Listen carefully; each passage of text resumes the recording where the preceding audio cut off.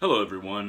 There has been a lot of talk recently about patriotism in the United States, having to do with the NFL and their acceptance of the players to kneel during the Pledge of Allegiance for various reasons.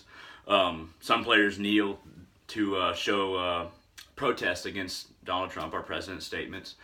Some kneel because of certain racist actions that are taken in this country that they don't approve of. And to be honest, I don't have a strong feeling about kneeling or standing. I mean, I stand for the Pledge of Allegiance, but I don't feel like it should be a rule.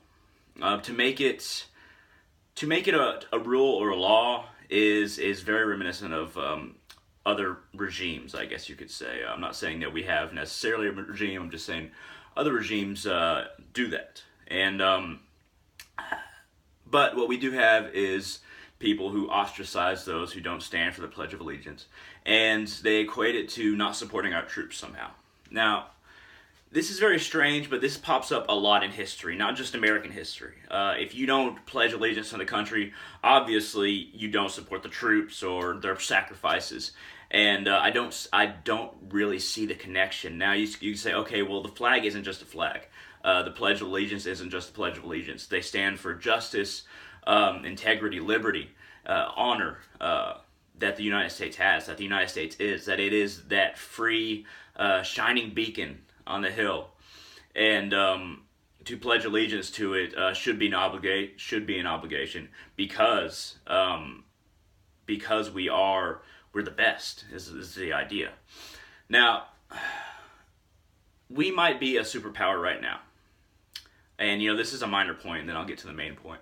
But we can say that okay, we're winning right now, but throughout human history, nobody wins for long. Um, most of the conflict throughout human history has been focused around this is my tribe or this is my country. I'm just dedicated to it. I want to help the people in my country. I want to make my country strong. I want to support my country, and everybody else, every other country, can basically be damned. Every other country can just give what we're willing to give, and we owe no obligation to anyone else. And these dividing characteristics of this is our country, that is their country. We have to support our own, and they have to take care of their own. That has been around since the tribes, and still around in tribes today. But we have to realize that it's always been a tactic employed by those in power to demand patriotism, because then you have, as long as you have control of the government, then you have people who are loyal to you that will basically do what you want. Now, that's not completely the case in the United States, but let's look at the rhetoric in like the Jacobin Revolution in France. When Napoleon, after the Jacobin Revolution, when Napoleon was in charge, he said every man must do their patriotic duty. Every man must do their patriotic duty. Every woman should do duties to support the army, should weave, should do this or that. And every old man who couldn't fight should be taken to the town square and talk about patriotism. Now, we think our patriotism is better because our country is better. But our definition of better is flawed, because our country wouldn't be great without all of the other countries that exist in this world. The only reason we're on top right now, and we won't be on top forever, is that we have benefited in this time. We have come to a point to where we do hold the most sway in the world, and it is only by holding the sway over others that we can be considered a superpower. And I think justice, liberty, and freedom, they exist in other countries. We're not the only one with them. You can support liberty and freedom and justice in the United States while supporting it in France, by supporting it in England, by supporting it in other countries that have it, and hoping that the countries that don't will have it. And you don't have, just because a country is run by evil people, you could say evil people, like Kim Jong-un, that doesn't mean we have to hate the whole country. We have to hate North Korea. That we have to hate everybody there. There's a big difference between the leadership of a country and its people. And I think that we shouldn't confine our love for everyone just to our own country. That's my main point. Is that we put these walls around our love, if you will, and we do not extend it to everyone in the world. We a lot of the time because under the guise of patriotism, we are focused just on sharing love with our fellow countrymen, just supporting actions that benefit the United States of America, or people do it in other countries as well, obviously. But we don't think that instead of being patriotic for a single country, perhaps we should be patriotic in the human sense.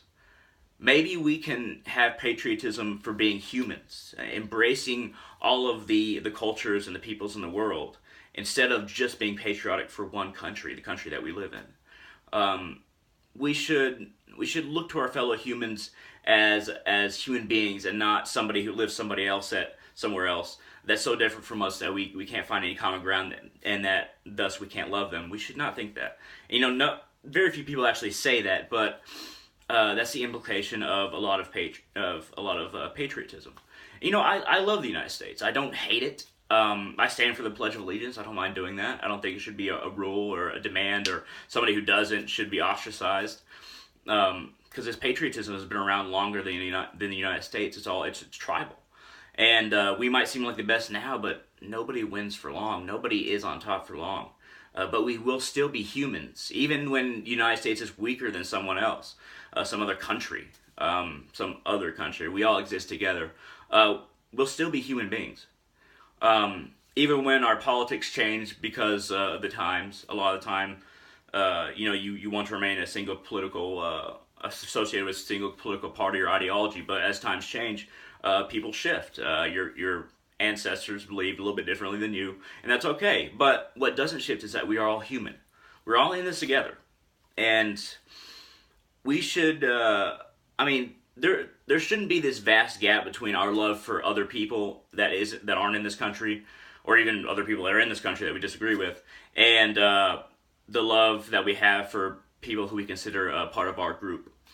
I can understand liking the country that you live in just a little bit more than other countries, but there seems to be a vast gap between the love that we show for our own country and the love that we show to the rest of humanity. I'm not the kind of person to burn flags or go against the tradition of standing up for the pledge and crossing my heart. I don't mind doing that. What I'm saying is that I think that we should try to love all of humanity more equally, and stop focusing so much just on individual countries just because we happen to live there. And we are all on this earth together. Long after the United States isn't the United States anymore, maybe it forms into something else in a few hundred years, who knows, we'll still be human beings. We'll still be on this planet together, and we should focus on getting to that point to where we're still on this planet, instead of focusing on our nation being the strongest, because that is the biggest danger that we have, is trying to gain all the benefits for ourselves and make everybody else feel threatened so that they don't attack us, which is purely based on fear. And that, if anything, that fear of the other, somebody who lives somewhere else, somebody who runs a different country, looking at them as not as human as you are, even if you don't say those exact words, that is the biggest danger to our survival as a race, as a human race. And there is only one race. There aren't different races. Now, there's still racist people because they believe in the idea of race and they think other races are lesser. But we are one human race. Countries shift, borders shift, but this progress that we have as human beings, it continues. And it'll always continue as long as we can find common ground. So, hating somebody that doesn't want to stand for the Pledge of Allegiance, kneels at a football game, a football player, that confines your life even more, because you're devoting more of your energy towards hate. And devoting more energy towards hate never ends up well for even the hater, for even the person showing the hate. Because it doesn't perpetuate change. It doesn't perpetuate progress. It perpetuates old forms of thought that have been confining the human heart for as long as recorded history has been written down, and most likely before. But let's end on this. Patriotism can be shown as being akin to, thinking your religion is the best. It can be akin to thinking your political party is the best. There are people in every single group imaginable that think that they're the best and that everybody else is incorrect. Now, you can still think that and not hate, though. You can still believe that you are correct and not hate those who believe differently. You should, if you want them to try and recognize you at all or listen to you, you don't want to hate them in the first place. If you think that Christianity is right, I'm Hindu. I'm proud of it, but I don't hate people who aren't Hindu. And if you're Christian, you shouldn't hate people who aren't Christian. And if you want to sit down with them and you want to teach them about what you believe, the way to do it is not through hate. If you want to make them submissive, it is just as likely, if you respond with hate and violence, to have the opposite effect. The only way we can continue is being patriotic for the human race, not patriotic to our different groups to the extent that we continue to view them as lesser in maybe just in intelligence, maybe in knowledge and opinion. Maybe we view them as lesser in those lights, but we should. I do love the United States, but we have to focus on being one human race.